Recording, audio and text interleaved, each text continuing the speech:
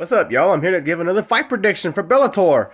For the Bellator World Welterweight Championship, and I'm reading the name because I don't want to say them wrong. Yaroslav Amosov, right? He's 26 and 0 in MMA. He's got 9 knockouts, 10 submissions, 7 decisions. He's got a 73% finish ratio. 4-time world champion in Sambo World Combat. And then you got Michael Venom Page, who I picked to win a fight last year. He's coming back. He's got 20 wins, 1 loss. He redeemed his loss, his knockout loss to Douglas Lima. He's 20 and 0, 20 and 1 in MMA competition. He's not undefeated, obviously. This is a really exciting fight. This might be a more exciting fight than most of the UFC fights that have happened this year. You got a guy that's really good at stand-up and against a guy that's really good with grappling, with sambo, and can still stand and bang if he needs to.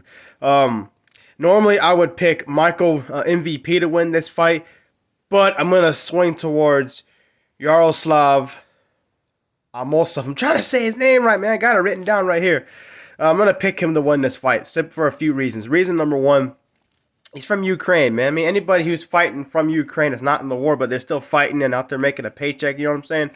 I think he should win this fight, And nothing against Russia. I mean, I don't know all the details. I'm just saying, if a guy from Russia was fighting, I'd be pulling for him too. That includes Fedor or Habib. They were still fighting.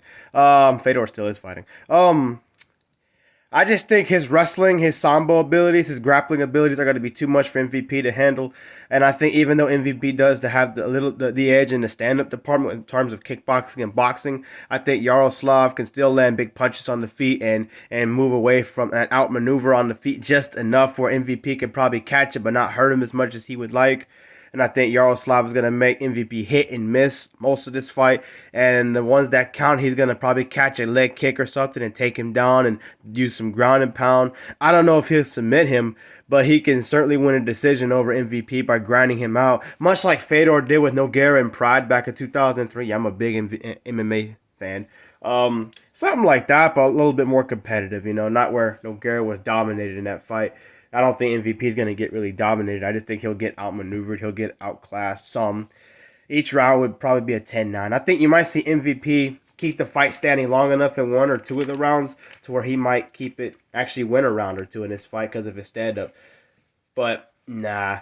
And the thing is, Yaroslav is going to be fighting with some pride. His country's at war right now, and he wants to represent his country to the best of his ability. Not that MVP doesn't, but there's more pressure, obviously, from anybody who's coming from Ukraine, if I'm saying it right, or Russia. So I got Yaroslav winning by unanimous decision. And the thing is, he could easily still knock out MVP on the feet with a big punch. Them Russians hit hard. Them Ukrainians, them people from Russia, they hit hard, man. There's some hard hitters, man. Mark Coleman said himself. So, they can fight anybody. So I wouldn't be surprised if he knocked out MVP on the feet. Because look at it. Even though MVP's had 1 loss, he avenged that loss. Think about it. Yaroslav only needed 1 fight with Douglas Lima to beat him. MVP had needed 2 chances. He did beat him, but he still had to have 2 chances to beat him. And in the first fight was more convincing than the second fight. The second fight was a split decision. The first fight he got knocked out. So it wouldn't surprise me because, again, in MMA, you've been knocked out once, it's easier to get knocked out a second time and a third time. That chin starts to go down, or your temple, wherever. So I got Yaroslav. Go Ukraine.